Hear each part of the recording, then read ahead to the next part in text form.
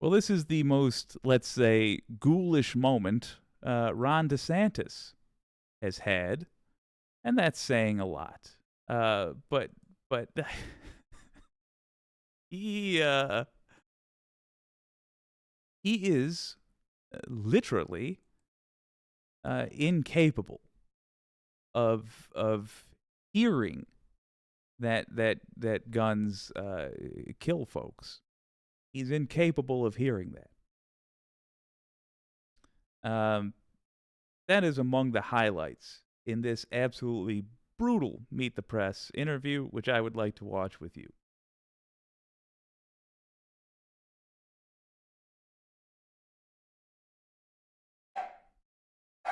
This Sunday, next stage. Yada da da da da. My business. Chamauna.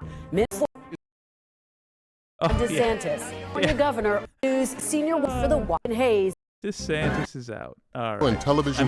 Pence Good is out. Sunday morning. Mass shooting and 6-year-old of a new speaker. The end of former Vice President. Oof.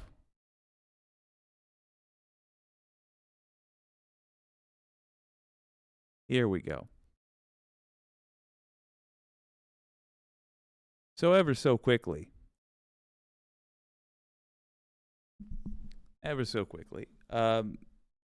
I guess it's worth noting that Mike Pence threw in the towel. I'll tell you, I was convinced that he had something up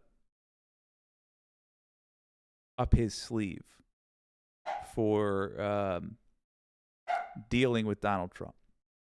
Maybe he was just hoping, much like I am, that America would just come to its senses when it saw the evidence. I'm not planning around that happening. I just hope that happens. And maybe he just simply was planning around that happening. But regardless, if he had a card to play, he ran out of time to play it because time in America is bought with money, and his campaign ran out of money.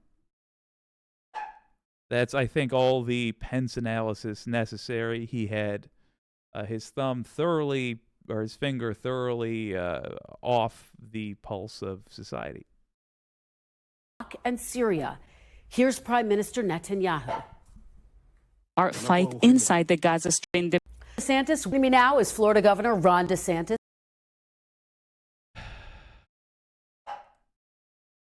It can't just go unmentioned, so I'll mention it. We will talk about Israel, especially if you guys want to. I have a segment I'm going to do on that next. I think you might want to hear it because it doesn't sap energy, I hope. It's productive. I don't like to come to you guys unless I actually have something that I think you can do about a situation. Unless, of course, it is to gloat. Anyway, let's enjoy this. Let's build our energy first and foremost. And look at this grimacing fool try to answer very simple questions, very easy questions. This a Republican candidate for president. Governor DeSantis, welcome to Meet the Press. Sorry, I'm providing the voice of Ron DeSantis's facial expressions.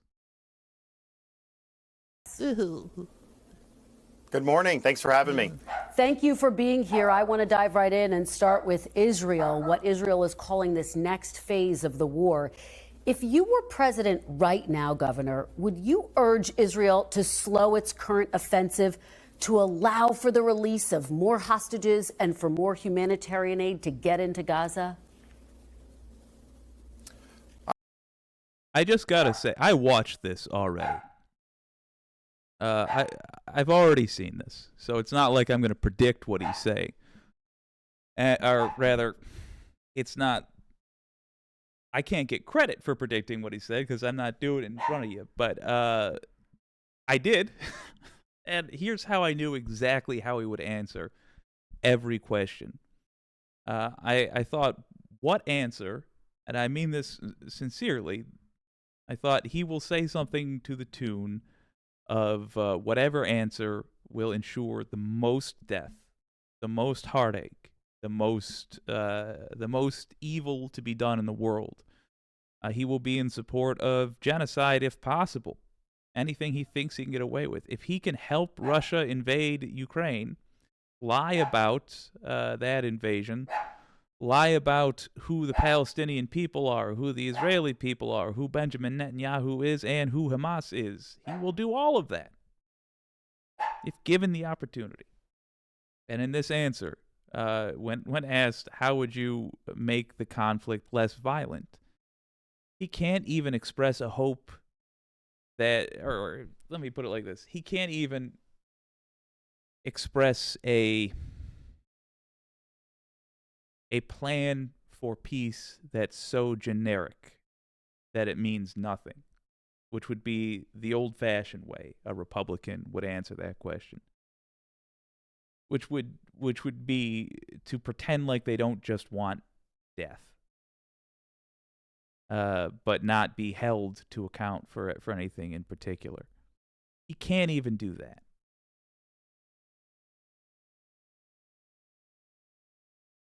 I would support Israel's right to end this problem once and for all. Obviously, we have an interest in the hostages being rescued. I would work with them. I would look at the intelligence to see what our options are there. And of course, we have a strong interest there. But Israel is facing an enemy that wants nothing less than another Holocaust. They would eliminate Israel from the map if they could. Hamas would drive every Jew into the sea. So I think it's important for the United States, one of our strongest allies, that we stand with them publicly and privately, in word and in deed, because I think if they do anything else than eliminate Hamas entirely, they're just going to face these types of attacks again in the future. Governor, if you were president, though, what would your message be to Israel in terms of defending itself, but also trying to mitigate civilian deaths, which are already estimated to be in the thousands? You need to understand something.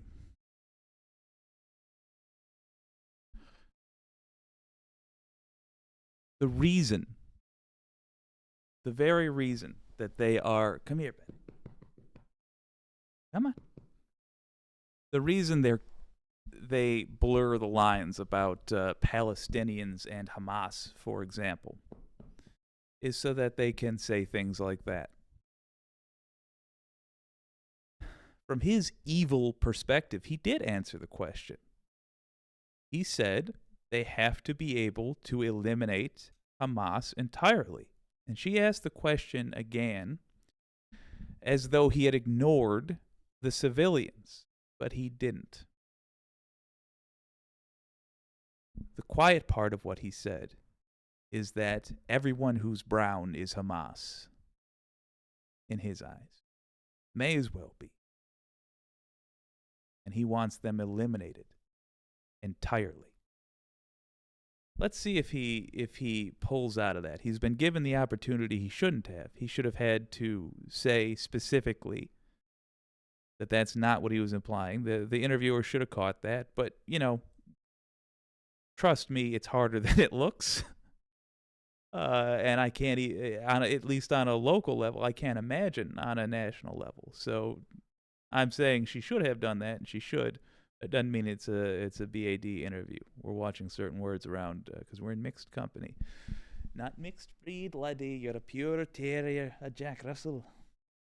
Anyway, here's DeSantis trying to. He's already, when he said that evil answer earlier, that satisfied his most vicious base, and now they know everything he says in this next answer that he has to do to make up for what he just did. They know that's not real, because that's how these people work. That's how they have Nazis support them. They first say an answer that would please a Nazi, and then in their follow-up question, if they get asked one, they pretend like they didn't just say what they said.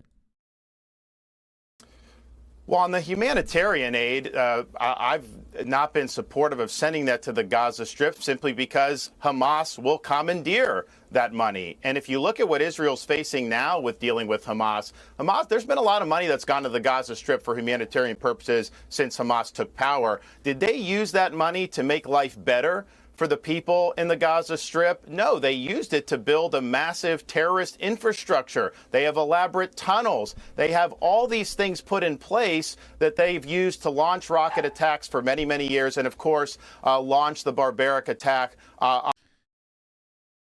Number one, Trump should be in prison for the rest of his life just for bringing the phrase all these things into politics. If you want to pretend like something's a huge problem when it's a non-existent problem, you make one accusation that will get disproven immediately and pair it with the phrase and all these things. The Jews have these space lasers to start forest fire and all these things, and that's really why we have to deal with them. If you're talking to your Nazi friends like Gabriel Hansen. It doesn't matter then if the space laser thing gets disproven. People that want to believe that an ethnicity are the problem will say, yeah, but one of those other things must be true. And any one of them is justification for the evil thing we want to have a justification for. Thing number two, I just want to point out that if the aid went directly from the hands of the United States military, a general in the military, into a Palestinian civilian's hands, DeSantis would still say Hamas was intercepting it. Because again, in his estimation, anyone brown is Hamas. Doesn't even matter what country they're in. Anyone who's brown is Hamas. Or they're ISIS. Or they're whatever. Whatever group we've decided is okay to kill en masse. By the way, I actually think it's fine. If every single member of Hamas gets killed, fine. Good, for that matter.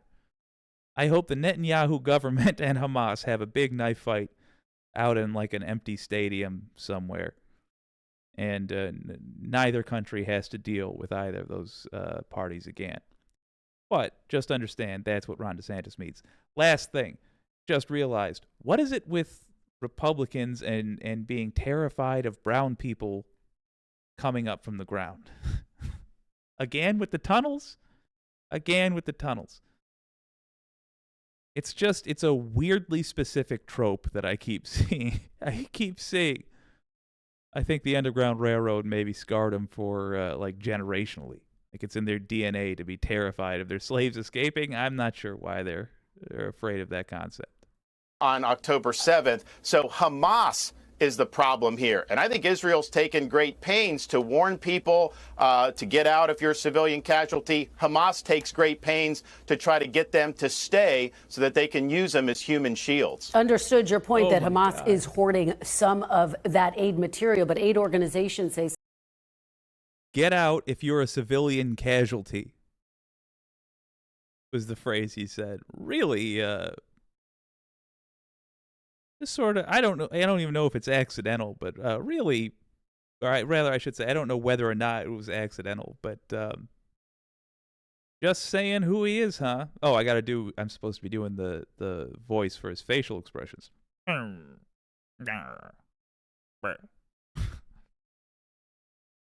a sad potato. Yeah, that's that one. Okay. Here she is again, trying to give him a chance to be a human being. Some of the aid that has been recently sent in has made its way to civilians. My question to you, though, is how much of a priority would it be if you were president to try to limit civilian deaths, Governor? Well, anytime you're involved in military conflict, you want to be able to achieve decisively the military objective with minimizing damage to civilians and civilian infrastructure as much as possible. So that goes without saying. But I think it's a double standard. So instead of saying it, he says it goes without saying, and he even qualified it to say that would just be incidental, really, to the infrastructure. We want to keep the infrastructure. Money is obviously important. That goes without saying. And you know, if you're sparing buildings, you're going to incidentally be sparing some of the Browns. But I mean, there's all kinds of ways we can get rid of them. Once we've really driven them out of their homes and broken families and traumatized them for life, once we've gotten them mad enough to fire back at us, then we can classify them as terrorists and shoot them that way. Facial expression sound is bleh. Bleh. I don't know. Meh. Yeah, it's always got to be whinier with DeSantis. It's whiny and potatoey. Meh. DeSantis his face is so annoying it makes sounds. Don't worry, we have a massive face coming up. Standard here when Hamas can go in and massacre babies, massacre elderly people, rape and mutilate, and it's almost like actually you have people in the United States that are siding with Hamas in the streets and cheering that. You don't hear much there, but then all of a sudden now it's Israel is under the microscope for everything they do. Hamas can end this.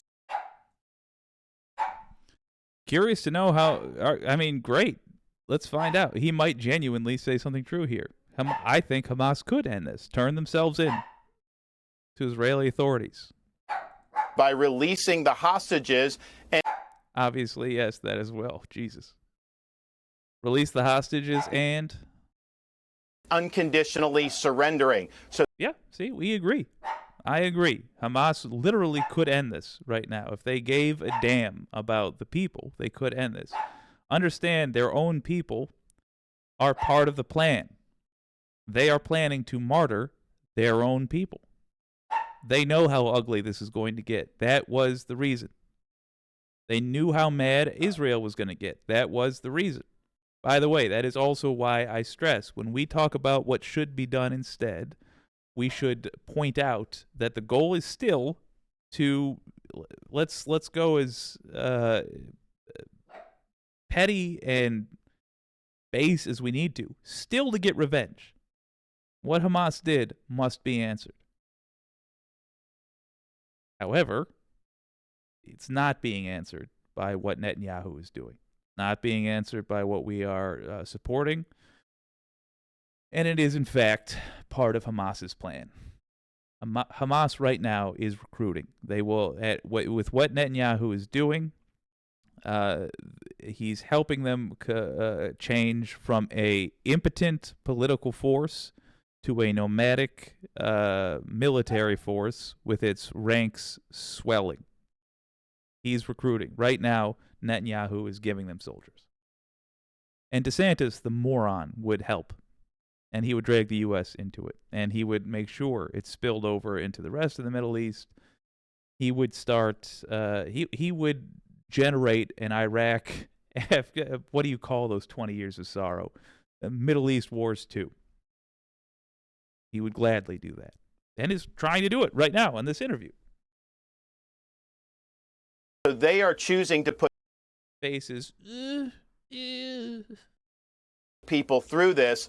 There's no way that they can do what they did and not expect to have a very, very severe response. Well, let me ask you about some of the statements that you have made recently about those protesters. This week, you called for the banning of pro-Palestinian groups from Florida state colleges. Your Republican challenger, Vivek Ramaswamy, says that violates the First Amendment rights of these students. He writes, quote, correct. It's a shameful political ploy. It's unconstitutional. It's utter hypocrisy for someone who railed against left-wing cancel culture. What is your response to Mr. Ramaswamy? This is not cancel culture. This group, they themselves said in the aftermath of the Hamas attack that they don't just stand in solidarity, that they are part of this Hamas movement. And so, yeah, you have a right to go out and demonstrate, but you can't provide material support to terrorism. They've linked themselves to Hamas, and so we absolutely decertified them. They should not get 1 red cent of taxpayer dollars. And we also have strong laws in Florida against fundraising for groups like Hamas, and we are enforcing those vigorously. It's not a First Amendment issue. That's a material support to terrorism issue. Yeah, just to be clear, you're citing the Florida law that says one cannot give material aid or resources to a terrorist organization. Do you have any support that they're actually doing that? There are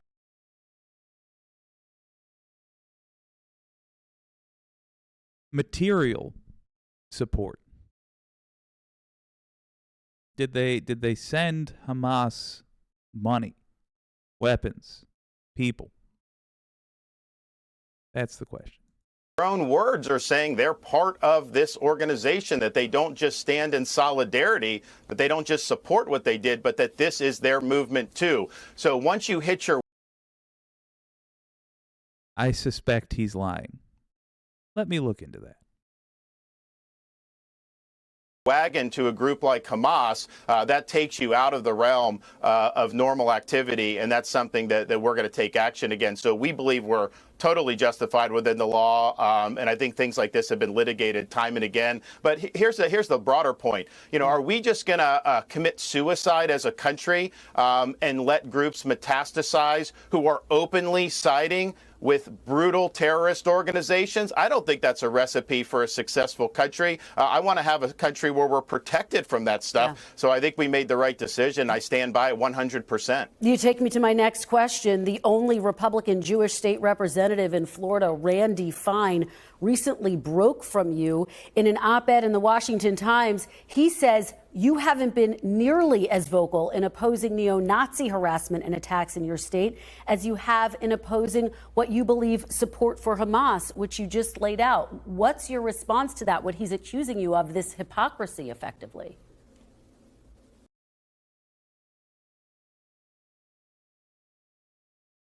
The DeSantis face is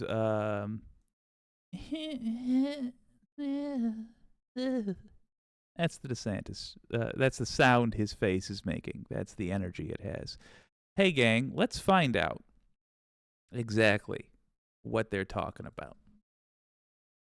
Now, this I did wait to do live. I didn't look into this. I was just so confident, so very confident, that Ron DeSantis is a liar, that even though he boldly said they're part of Hamas, that's his justification for banning their speech, is saying that they are part of Hamas, just rejecting them. Here is the truth. Let's find out. Maybe they are. Maybe. But DeSantis seeks to deactivate pro-Palestinian student groups in Florida. Will I lend us a hand? No, The Guardian. No, I won't. A pro-Palestinian student group, said Ron DeSantis, the Florida governor and Republican presidential candidate, was seeking to undermine free speech rights by moving... Okay, a pro-Palestinian group said Ron DeSantis, the Florida governor and Republican presidential candidate, was seeking to undermine free speech rights by moving to deactivate its chapters in the state university system over its response to Hamas attacks on Israel and Israel's strike on Gaza in response. Governor DeSantis continues to disrespect American values such as freedom of speech to extend his political power. The University of Florida chapter of Students for Justice in Palestine, SJP, told the Tampa Bay Times. To bend the law in this manner shows the utmost disrespect not only to pro-Palestinian organizations, but also to any pro-Palestinian organization, but also to anyone who truly cares for political freedom and freedom of speech. The statement came in response to publication of a letter in which Ray Rodriguez, chancellor of the State University System of Florida, said 2 SJP chapters must be deactivated. Hamas attacked Israel on October 7, killing more than 1,400, including more than 30 U.S. citizens, and taking more than 200 hostages, which we still need to get back. Israeli strikes have reportedly killed more than 6,000. Amid worsening conditions in Gaza, a ground invasion is expected, and it has arrived. Hamas is responsible for this attack, and military leaders of Hamas have called for the mobilization of Palestinians in support, Rodriguez said in his letter. All right, let me read this part. This is the operative moment. In response, leading up to a day of resistance, the National Students for Justice in Palestine released a toolkit which refers to the Hamas attacks as the resistance. So we are hearing DeSantis's guy explaining this. I'm not sure I trust that. It unequivocally states the Palestinian students in exile are part of this movement, not in solidarity with this movement. I don't know that it does state that. This is Rodriguez saying that. The chapters could reorganize. Let's see if this is good reporting. If it's good reporting, it will have what the Palestinian pro-Palestinian student group says about the accusations.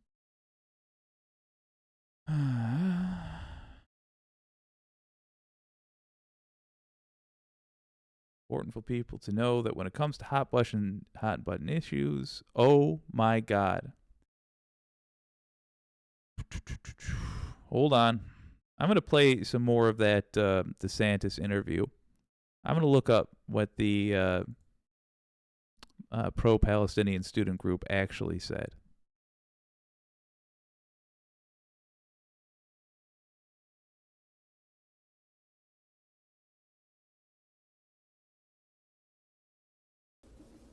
Well, he's just trying to get his 15 minutes of fame. I mean, this guy was singing my praises a couple of months ago. He's got his different reasons why he's doing that.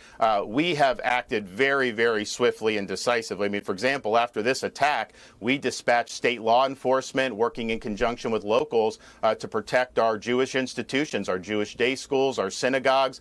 There have been arrests that have been made with people that were threatening to do harm to our Jewish community. And we have some of the strongest laws on the books, from anti-BDS to financial support for security of anywhere in the country. We're also one of the states that's had probably the most in-migration of Jewish residents, and we have the second highest Israeli-American population in the entire country. So people vote with their feet. They see the type of environment we've created here that's been very strong and positive. And name me, Kristen, another governor who scrambled planes to Israel to bring Americans back from the war zone. We did that. We got that job done. Almost 700 people we've rescued, and we're proud of stepping up and leading on that. Governor, let me ask you, though, because as you know, words also matter. You are the governor. You are a presidential candidate. Your state has heard from both Marco Rubio and Rick Scott condemning those neo-Nazi protests. Why didn't you speak out? Why didn't you use your voice to say that you're not going to stand for that? Of course we condemn that. I mean, you just look at everything that we've done in terms of our policies. But you didn't at the time, Governor. I don't think you could have, according to Randy Fine. According to Randy Fine, you did not at the time. Well, right, and he's just trying to create a name for himself. So that's all nonsense. Everybody knows that's nonsense. And don't give somebody a 15 minutes of fame just because they're letting you try to do a preferred narrative just to hit me. It's nonsense. Our record is second to none, and we'll continue to lead. Found another article which acknowledged that they tried to reach out to the Students for Justice in Palestine, who did not respond. Sorry, I'm not gonna defend them if they won't defend themselves. You gotta respond. That simple. I don't trust what DeSantis or his cronies said, but I now can't point out the difference because it took me 3 times as long searching for their response as it did to read the entirety of the rest of the information. So make it easy next time, y'all. Not entirely their fault. It should have been clear in every article. But if we did see that they were reached out to and they did not respond, that's got to be on them. On these issues. Let's turn to another key domestic issue, the horrific mass shooting in Maine. And I want to get your reaction to what the newly elected Republican House Speaker Mike Johnson had to say about it this week. He said, quote, "At the end of the day, the problem is the human heart. It's not guns." Do you agree with him? Well, first of all, I think this was a very tragic thing. And, my heart goes out to all the victims in this. Truly horrific. I think in this case, there was a medical intervention, a health intervention. He clearly had problems. He was involuntarily committed. He would not have been somebody that would have been a prohibited possessor, or he would have been a prohibited possessor based on that adjudication. So this is, I think, an example where clearly this is a guy very well trained, had a lot of skills, and then went off his rocker. There was an intervention, but it wasn't enough. So I'd like to know, why wasn't there more done? We've seen instances throughout the country where there have been a lot of signs where people have maybe been referred, but then they don't go through with everything. And I think that's going to be probably what we end up finding out here. I'm somebody that said publicly, we've had a major push over the last 40, 50 years for deinstitutionalization of people. And I'm not saying you got to go all the way back, but I do think that we tend to pass the buck with some of these people and just kind of hope that they don't do anything wrong when there's a lot of signs. So I would be more aggressive on some of those fringe people who clearly are demonstrating signs that they're a major danger to society. Let me ask you about your call to institutionalize people, though, because we are learning new details about what did and did not happen. This is overnight. Law enforcement chiefs say they received a statewide alert in mid-September to be on the lookout for Card after he made threats against his base, against his fellow soldiers. They searched for him.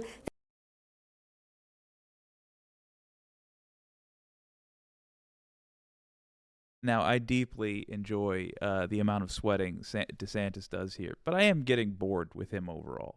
So I'm going to skip forward. The face he's making is... I'm going to skip forward. I want to see the most brutal answer. This is like Nathan Explosion brutal. Let me see if I can just identify it from his grimace. There's a lot of head bobbling going on here. All right. I think this is it. Right now, Governor. And as you know, you are trailing double digits behind former President Trump. He is facing 91 felony counts. Do you wait? Background check system.